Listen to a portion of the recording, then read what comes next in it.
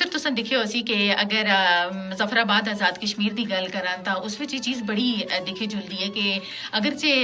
असीं लोग जेह्ड़े मुतवसत घरानें नाल असां दे तल्लक न लेकिन असीं अगर एक छोटा जिहा भी मकान बनासा ना तां उसदी खूबसूरती वास्ते सेहन को असीं बड़ी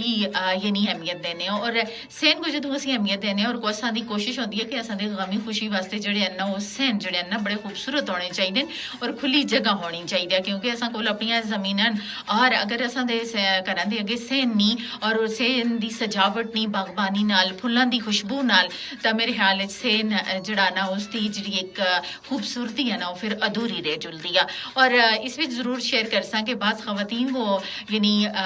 फुल्लां नाल इस कदर मुहब्बत होंदी है और बड़ी खूबसूरती नाल ना वो घर दे अंदर छोटी छोटी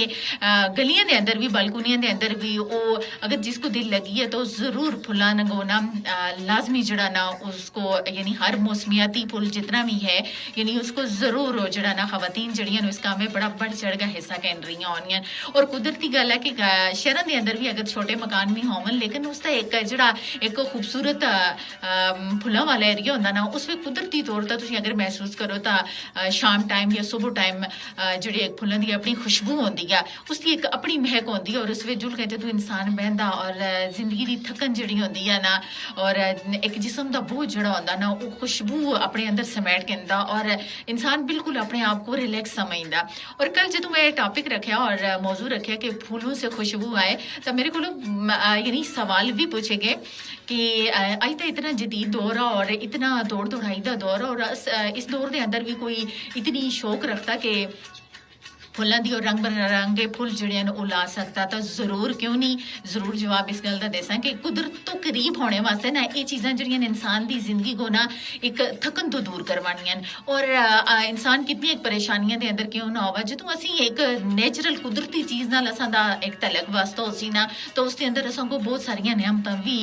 मिलसन और फुल तो एक ऐसी चीज़ न कि इन्हां दी पाकीज़गी ही एक अलग आ और अक्सर तुसां दिक्खियो होसी कि शाम टाइम रात दे टाइम अगर तुसीं किसी महल्ले विच जुलो जिन्हें लोगों के घर में फुल लगे दे होंदे अक्सर ऐसा होंदा गुलाब सब तो पहला फुल असां दा होंदा चाहे वो हर तरह सफेद होवा गुलाबी होवा और या फिर काला जबकि नायाब आ वो भी लोगों सुन लाया दा गमलियां दे अंदर अपने यानी गमलियां दे अंदर आस पास लेकिन उसकी एक अपनी खुशबू होंदी है और रात की रानी है जिस तरह और रात की रानी की खुशबू तो इस तरह का कि उस रात की तारीकी को भी अपने अंदर मुहत्तर करके छोड़े होंदा उसकी पूरी एक महक जिहड़ी होंदी है ना वो पूरे इलाके में फैली दी होंदी है और अक्सर ऐसा होंदा कि रात जदों तुसीं सफर कर रहे होंदे पैदल या ड्राइव करके निकल रहे होंदे तो अक्सर उस इलाके में जिहड़े लोग यानी फुल्लां दा बहुत ज्यादा शौक रखते हैं मुख्तलिफ किस्म के फुल वो लांदे और उसकी एक अपनी खुशबू जिहड़ी होंदी है ना बड़ी दिल को जिहड़ी है ना वो ताजगी बख्शती होंदी है।